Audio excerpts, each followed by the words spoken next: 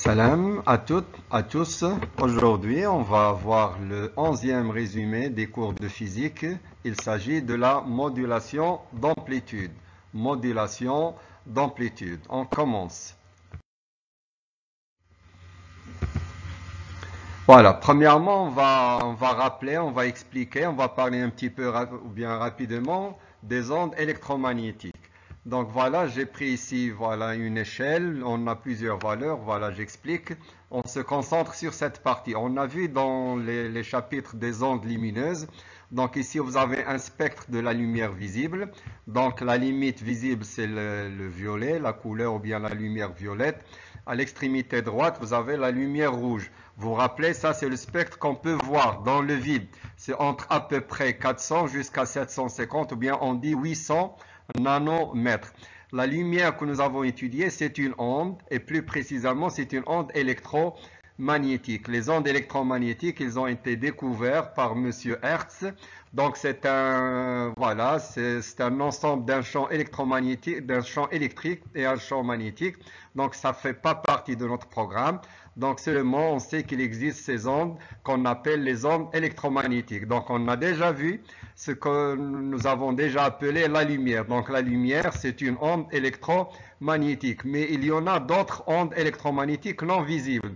Donc si vous regardez cette partie, ça c'est l'agrandissement de cette partie entre à peu près 400 et 800 nanomètres. Mais si vous prenez une longueur d'onde supérieure, ici vous avez l'infrarouge. Après les ondes électromagnétiques qu'on peut utiliser pour les micro-ondes. Donc de l'autre côté, si vous baissez votre longueur d'onde, vous allez avoir ici la lumière ou bien les ondes électromagnétiques, l'ultraviolet, les rayons X et les rayons gamma. Vous vous rappelez la radioactivité, alpha, bêta moins, bêta plus et gamma.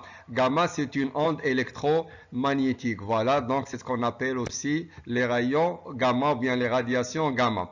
Alors, si on passe de l'autre côté, alors de plus en plus qu'on se déplace vers la droite, ici vous voyez la fréquence diminue, mais la longueur d'onde augmente. Alors, ces rayonnements ou bien ces ondes électromagnétiques, on peut les utiliser pour les micro-ondes, pour la radio, et voilà ce qui nous intéresse. Il y a ce qu'on appelle la modulation de fréquence, ça ne fait pas partie de notre programme. Il y a ce qu'on appelle la modulation d'amplitude, c'est ce que nous allons voir tout de suite. Ce sont des ondes qu'on va utiliser pour les transmissions radio, pour la télévision aussi, pour les téléphones portables et pour toutes sortes de communications, voilà, via les ondes électromagnétiques. Ici, il y a ce qu'on appelle les shortwave, SW aussi, et ainsi de suite. Alors là, c'est ce qu'on appelle les grandes ondes. Alors on commence et on va voir l'idée de la modulation d'amplitude. Alors avant de commencer, on va s'intéresser seulement aux ondes électromagnétiques qui sont, voilà, les ondes électromagnétiques dans la nature, ce sont des ondes périodiques sinusoïdales.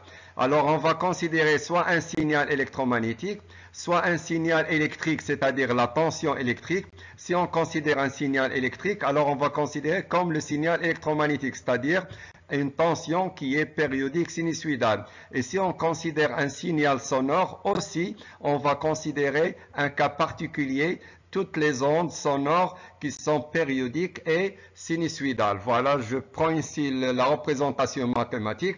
Alors que ce soit un signal sonore ou bien électrique ou bien électromagnétique, dans notre programme, on va se limiter seulement aux signaux qui ont la forme suivante, périodique et sinusoïdale. Donc Sm, ça représente l'amplitude du signal et petit f que vous avez ici, ça représente la fréquence du signal. Donc on ne va pas préciser, tout ce qu'on va dire, il est valable pour les signaux sonores, électriques ou bien électromagnétiques. Voilà, la suite.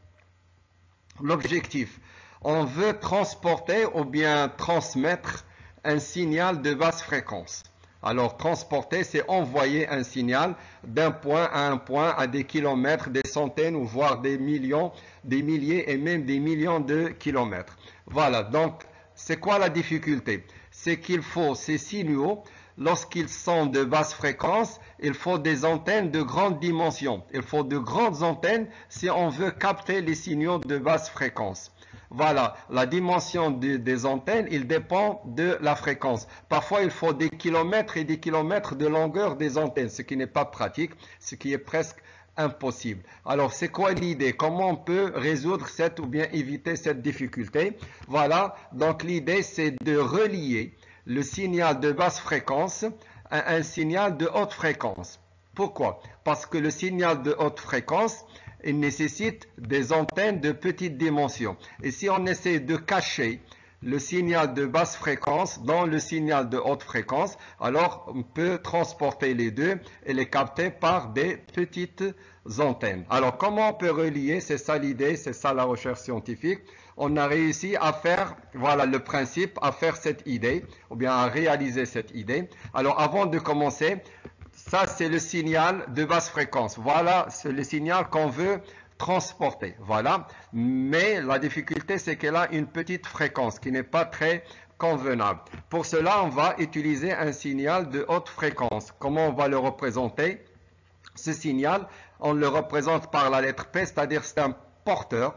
C'est ce signal, il va porter le petit signal. Lorsque je dis grand signal, ça veut dire grand F. Voilà, c'est exprès, j'ai mis ici F en majuscule et j'ai mis ici F en minuscule. Grande fréquence, petite fréquence. C'est le signal qu'on va appeler après le signal porteur.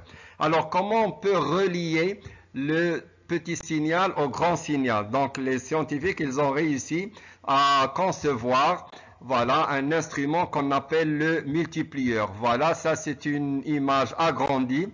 La dimension réelle c'est à peu près 1 cm², c'est très petit. Donc il y a, c'est pas un dipôle, il y a 1, 2, 3, 4, 5, 6, 7, 8. Il y a 8 pôles, d'accord, mais on va utiliser seulement 3. Donc le schéma simplifié est le suivant.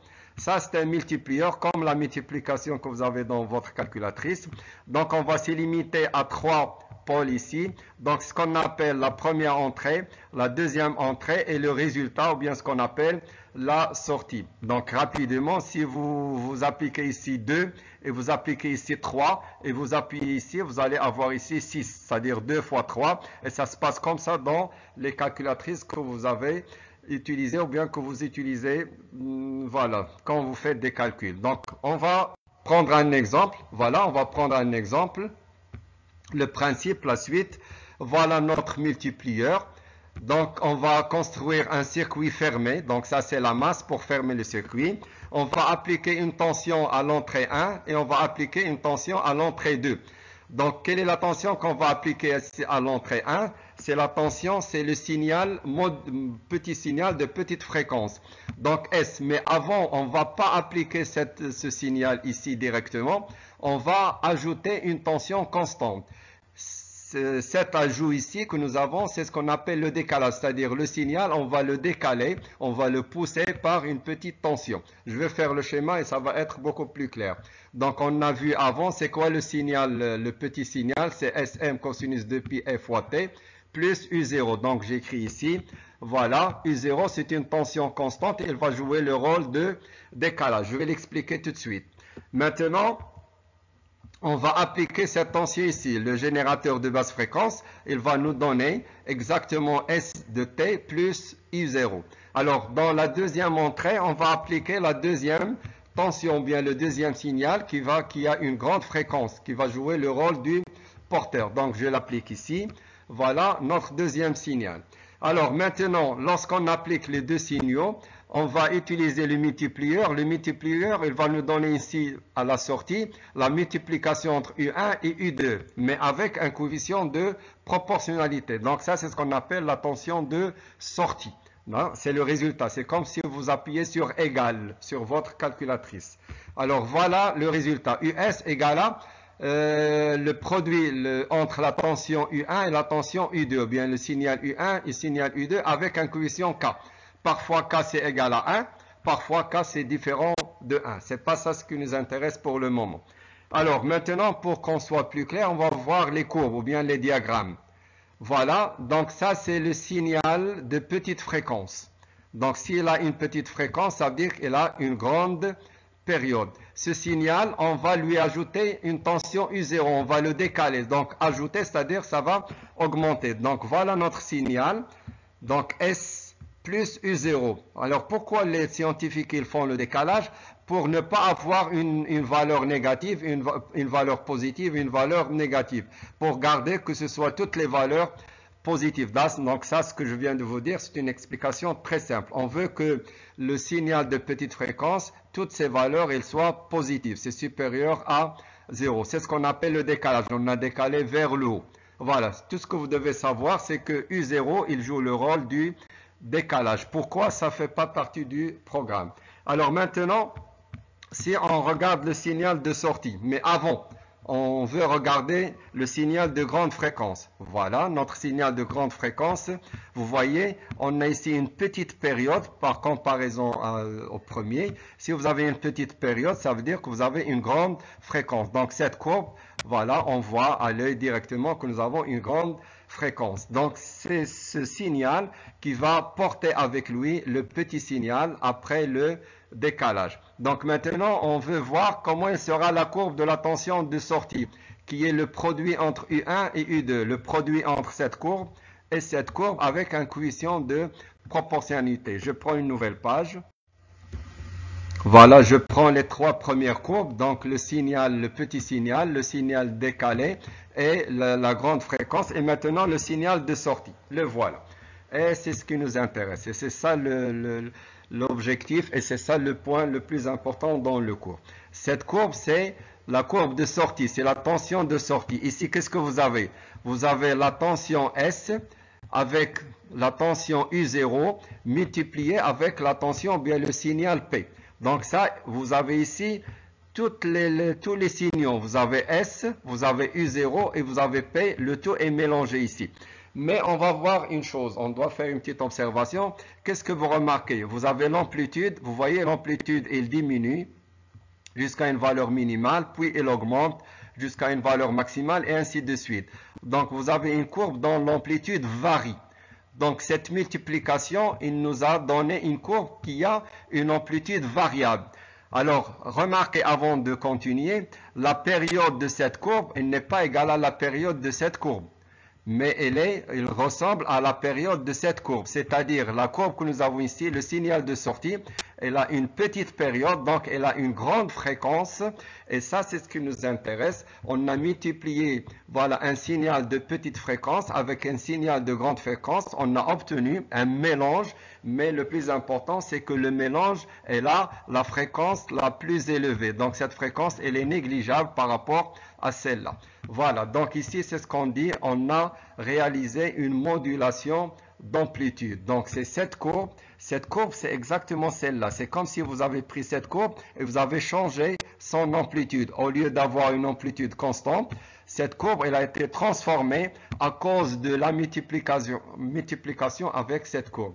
Cette courbe a changé quelque chose dans cette courbe. Qu'est-ce qu'elle a changé? Elle a changé l'amplitude. Voilà. Donc maintenant, c'est ça l'idée d'une façon très très simple. C'est ce qu'on appelle la modulation d'amplitude. J'écris ici un nom. Ce signal, c'est ce qu'on appelle le signal modulant. C'est-à-dire, ce signal, il va moduler, il va changer ce signal. Qu'est-ce qu'il va moduler? Mais avant de voir ça, ça c'est ce qu'on appelle le signal modulant décalé. Ça, c'est le signal modulant. Ça, c'est le signal modulant décalé. Ça, c'est ce qu'on appelle le signal porteur ou bien la tension porteuse. Voilà, donc ce signal, il va moduler ce signal et on obtient un signal modulé. C'est-à-dire ce signal, il va colorer ce signal et on va obtenir un signal déjà coloré. Voilà, c'est ce qu'on dit le signal modulé. Qu'est-ce qui est modulé ici? C'est l'amplitude.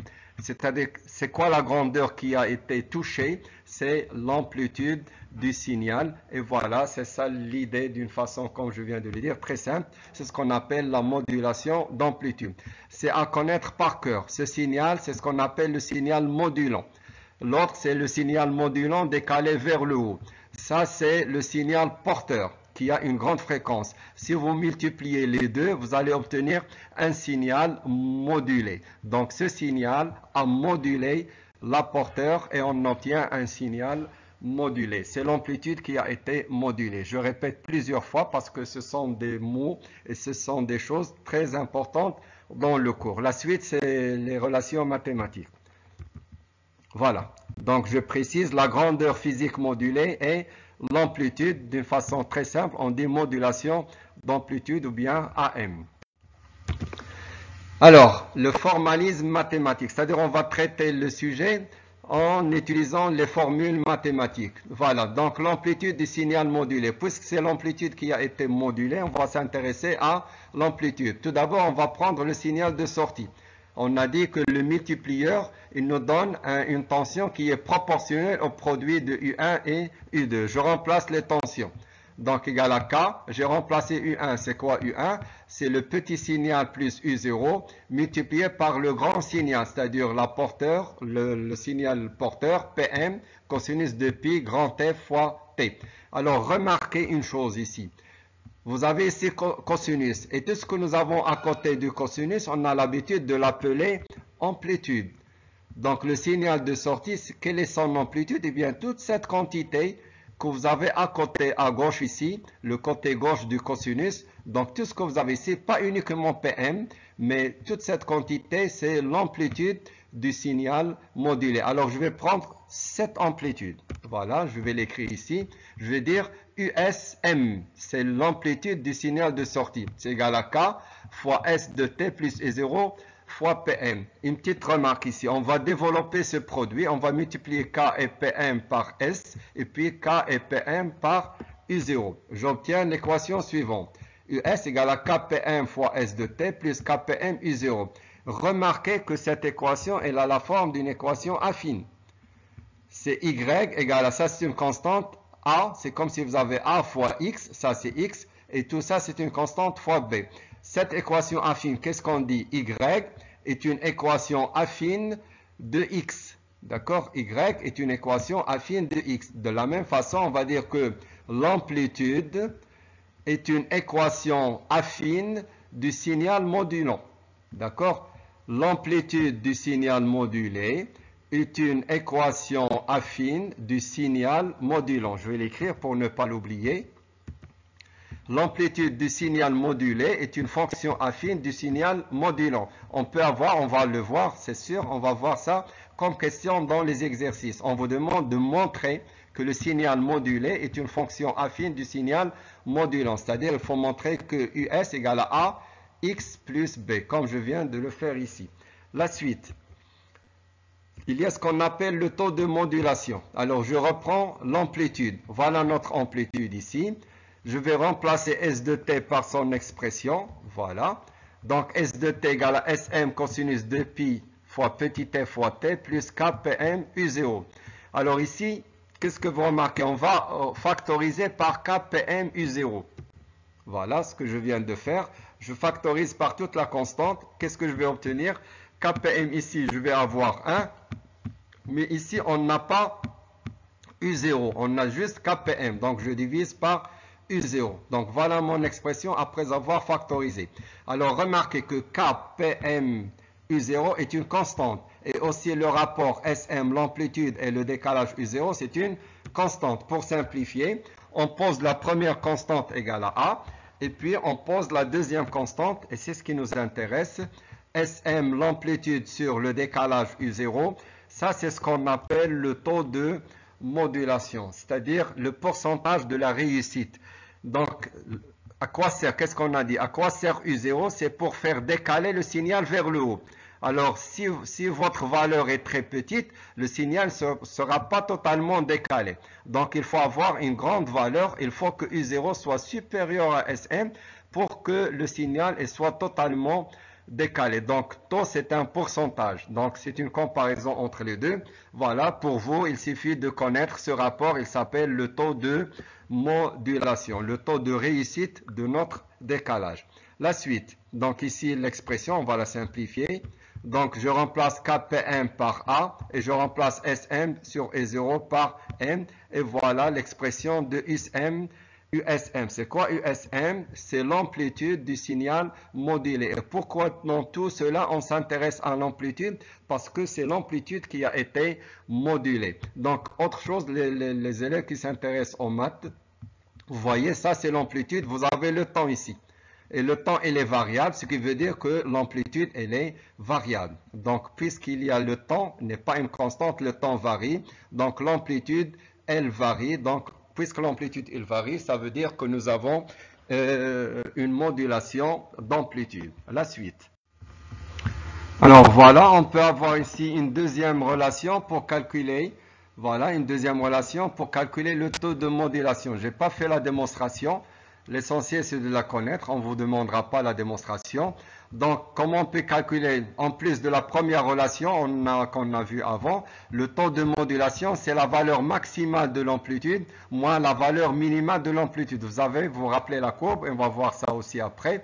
Donc la courbe, il y a une valeur maximale, il y a une valeur minimale. Ça augmente et ça diminue. La plus grande valeur de l'amplitude moins la plus petite minimale sur la somme de la tension maximale, de l'amplitude maximale, plus l'amplitude minimale. C'est à connaître par cœur. Vous avez le droit d'utiliser cette relation directement. Après, voilà, ici j'ai choisi quelques exemples. Donc ici, cette courbe, je commence par la première. Donc, ce que vous avez ici, c'est le signal modulé. C'est US de T. Et ça, c'est la partie supérieure, ce qu'on appelle l'enveloppe. J'ai ici mis la courbe. Ça, c'est le signal modulant, voilà, décalé, bien sûr. Le signal modulant décalé vers le haut. Alors, remarquez que la variation de l'amplitude du signal modulé, elle ressemble à la variation du signal modulant. Donc, on dit que les variations de l'amplitude, il suit bien les variations du signal modulant. Pardon, ce que je viens d'écrire, l'enveloppe, c'est-à-dire la partie supérieure, mais aussi la partie inférieure. Mais on va s'intéresser seulement à la partie supérieure. Donc, l'enveloppe du signal modulé, c'est ça, c'est la partie supérieure, il y a une suite, suit bien les variations du signal modulant. C'est-à-dire, il y a une bonne identité ici. Voilà, ils sont fidèles, les deux. Voilà, dans ce cas, on dit que nous avons une bonne modulation. Alors, ce cas, j'ai pris un taux de 0,2. D'accord? Le taux de modulation, il vaut 0,2. Voilà, un deuxième exemple. J'ai pris ici un taux de modulation de 0,5, c'est-à-dire un décalage de 50%. Voilà, donc encore une fois, nous avons, ça c'est l'amplitude qui varie. Voilà, et la petite courbe que vous avez ici, cette courbe, c'est le signal modulé. Et la courbe que vous avez en haut, c'est le signal modulant décalé. Donc, vous voyez que, voilà, la première courbe, il suit bien les variations de l'amplitude de la deuxième courbe. Ils sont fidèles, il n'y a pas de décalage entre les deux. Voilà, je vais le préciser ici. Encore une fois, le signal modulé, ou bien l'enveloppe, il suit bien les variations du signal modulant. Donc, encore une fois, nous avons ici une bonne modulation. Donc, l'amplitude a été bien modulée. Avant de continuer, donc cette grande valeur ici, la valeur supérieure, c'est US max. Et la plus inférieure ici, que vous avez ici, c'est la valeur minimale. On verra ça dans les exercices. Alors, il y a un cas limite. D'accord? Lorsque le taux de modulation, il vaut 1. Ce cas, c'est ce qu'on appelle la modulation critique. Là aussi, vous avez l'enveloppe du signal modulé. Il suit bien les variations du signal modulant. Mais c'est un cas qui est très limite. C'est-à-dire, on est dans la valeur de 0. Pratiquement, on évite ce cas. On préfère ne pas arriver à la valeur de 0. Mais ici, vous avez une modulation limite, ce qu'on appelle une modulation critique. Alors, par contre, ici, nous avons m supérieur à 2. Voilà, voilà le signal modulant. Et voilà l'enveloppe. Dans cette partie, le signal modulant, il est vers le bas. Mais l'amplitude, voilà, il ne suit pas l'enveloppe. D'accord? Donc ici, il n'y a pas une fidélité entre les variations de l'amplitude et les variations du signal modulant. Ici, nous avons une mauvaise modulation. On dit que nous avons une surmodulation. Alors, à partir de ces exemples, pour avoir une bonne modulation, il faut que m soit inférieur à 1. Même pas 1, d'accord? Il faut éviter le cas limite. Ici, vous avez m supérieur à 1. Ici, vous avez une mauvaise modulation. On dit que l'enveloppe du signal ne suit pas les variations du signal modulant. Voilà, vous avez ces exemples. C'est ce que nous allons voir. C'est ce que nous allons refaire plusieurs fois dans les exercices. La suite. Alors, les deux conditions pour avoir une bonne modulation. On a déjà vu une première condition, le taux de modulation. Je le reprends. La première condition, il faut que le taux de modulation soit inférieur à 1, c'est-à-dire, d'une autre manière, il faut que le décalage, la tension du décalage soit supérieure à l'amplitude du signal modulant. Deuxième condition, voilà, il faut que la fréquence du signal porteur soit au moins 10 fois supérieure au signal, voilà, modulant. Alors pourquoi? C'est très logique. Alors pourquoi on a utilisé un signal porteur? Parce que la fréquence, elle est très petite.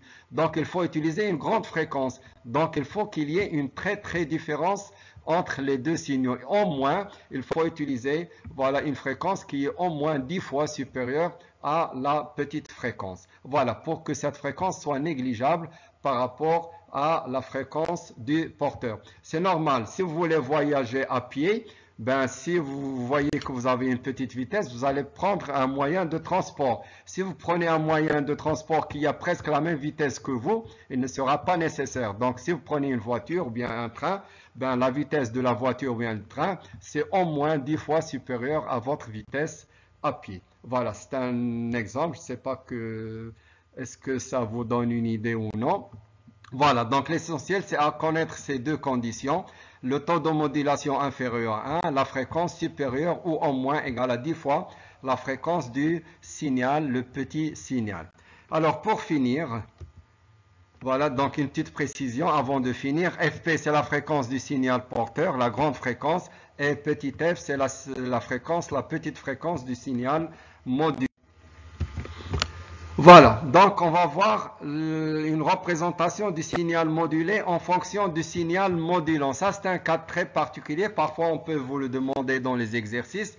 Alors, en général, à 99%, on vous donne des courbes de la tension en fonction du temps, US en fonction du temps, ou bien S en fonction du temps. Un cas particulier, maintenant, on va vous donner ici une courbe où vous avez la tension US en fonction de la tension S, c'est-à-dire le signal modulé en fonction du signal modulant. Eh bien, l'oscilloscope, il peut faire cette courbe, et je vais vous montrer des images. Ce sont des images réelles. Ça, c'est l'écran d'un oscilloscope. On commence par le premier cas.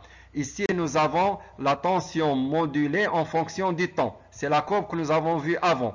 Voilà la valeur maximale, minimale, maximale, et ça c'est l'enveloppe. Et nous avons M inférieur à 1, c'est-à-dire une bonne modulation. Voilà, je précise, cette courbe ici, vous avez la tension modulée en fonction du temps. C'est ce que nous avons vu avant. Alors ici à droite, je vais représenter la tension modulée en fonction de la tension modulante, ou bien le signal modulant. Je le précise ici. Cette courbe, c'est l'oscilloscope qui peut faire cette opération. C'est la tension en fonction de la tension. Alors, qu'est-ce que vous remarquez? Vous avez ici une courbe. Voilà, ça ne se voit pas les zigzags ici. Voilà, mais la forme générale, voilà, les limites de la courbe, ils ont la forme d'un trapèze. Alors, pour vous les élèves, si vous avez un trapèze, cela veut dire que vous avez une bonne modulation. C'est tout ce que vous devez connaître. Si vous avez une courbe de la tension modulée en fonction de la tension modulante, et si vous avez un trapèze, vous dites c'est une bonne modulation parce que la forme de la courbe est un trapèze. On va voir le cas limite, c'est-à-dire la modulation critique. Ici, on tend vers 0. Dans ce cas, si vous représentez la tension modulée en fonction de la tension modulante, vous allez avoir un triangle. Si vous avez un triangle, vous dites que vous avez M égale à 1, nous avons une modulation critique. Mais si vous avez une mauvaise modulation, c'est-à-dire on dit une surmodulation, car la condition n'est pas validée, M est supérieur à 1. Vous voyez ici, vous allez avoir deux petits triangles, un grand et un petit, et on dit que nous avons ici, comme si vous avez un petit papillon, un petit peu qui n'est pas symétrique. Lorsque vous avez une forme qui n'est pas un trapèze, eh bien, dans les exercices, vous dites que vous avez une surmodulation ou bien vous avez une mauvaise modulation. Voilà, j'espère que c'est clair. On va revoir tout ça, étape par étape, question par question, dans les exercices. Voilà, merci, bon courage.